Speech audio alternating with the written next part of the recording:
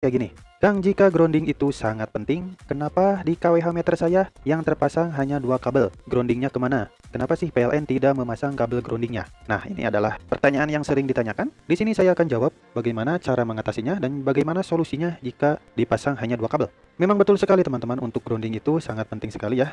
Dan saya sudah share bagaimana pentingnya grounding di instalasi rumah kita. Baik, jadi solusi yang pertama, di sini saya contohkan jika teman-teman baru sekali pasang KWH meter. Jika teman-teman sudah mengajukan pemasangan KWH meter, yang pasti yang prabayar ya. Jika ada teknisi yang sedang memasang KWH meter dan teman-teman melihat di KWH meternya hanya ada dua kabel yang keluaran ke instalasi rumahnya, maka teman-teman wajib tanyain ke yang pasang itu, atau wajib tanyain ke teknisinya.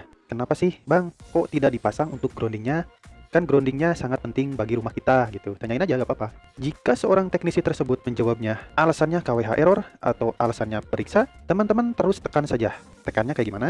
Teman-teman minta dipasang saja dulu. Minta dipasang saja dulu untuk groundingnya. Pasti teman-teman teknisi mau untuk memasang. Karena di SOP PLN emang grounding itu harus dipasang yang dari KWH meter. Mungkin karena sekarang terlalu sensitif ya untuk yang prabayar, maka sering tidak dipasang untuk groundingnya. Tetapi alangkah baiknya dipasang saja. Nah, maka dari itu, jika teknisinya sudah mau masang, ya tinggal pasang aja kayak gini. Nah, teman-teman, jika sudah dipasang kayak gini, teman-teman coba tes instalasi rumahnya. Jika KWH meter sudah dipasang grounding, terus MCB-nya kita on kan ya, dan tiba-tiba di KWH meternya terjadi timbul periksa, atau istilahnya mah bisa juga error ya di KWH meternya, maka sudah dipastikan instalasi rumah teman-teman itu bermasalah. Nah, jadi jika teman-teman sudah dipasangkan grounding dan KWH meternya timbul periksa atau error, maka sudah dipastikan untuk instalasi rumah teman-teman itu bermasalah. Jadi teman-teman bisa mendeteksinya dari KWH meter ini. Kalau sudah kejadian kayak gini, ya silahkan saja teman-teman langsung perbaiki untuk instalasi rumahnya. Apakah ada arus bocor yang berlebihan atau penyambungan kabelnya kurang benar, ya silahkan diperbaiki dulu. Nah, jika instalasi rumah teman-teman sudah diperbaiki semua, dan ketika dipasang groundingnya ke instalasi rumah, di KWH meternya tidak terjadi apa-apa dan normal kembali, maka sudah dipastikan untuk instalasi rumah teman-teman aman. Tinggal dilanjut untuk pemasangan groundingnya ke tanahnya. Nah, itu jika teman-teman baru pasang KWH meter. Sekarang yang banyak sekali yang ditanyakan itu, KWH sudah dipasang, tetapi teman-teman baru ngeh nih. Baru lihat bahwa di KWH meternya keluarannya hanya dua kabel. Pasti teman-teman pada kayak gini kan, banyak yang baru tahu gitu kan, banyak yang ngeh, kok hanya dua kabel yang dipasang di KWH meternya. Nah, jika kasusnya kayak gini, teman-teman bisa lapor PLN, minta dipasang. Ya, teman-teman langsung lapor aja di PLN Mobile, minta laporan, minta dipasang untuk groundingnya. Maka teman-teman pasti akan dipasangkan groundingnya. Dan untuk pemasangan grounding itu, jika teknisinya sudah datang, jangan dikasih tips teman-teman. Itu sudah gratis untuk pemasangannya.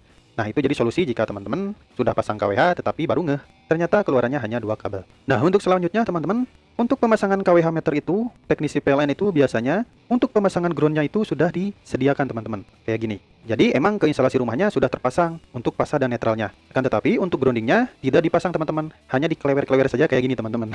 Sudah disediakan. Jadi teman-teman bisa pasang sendiri untuk groundingnya. Nah, jika sudah disediakan untuk groundingnya seperti ini ya. Jadi pemasangan ke instalasi rumahnya sudah terpasang fasa dan netral.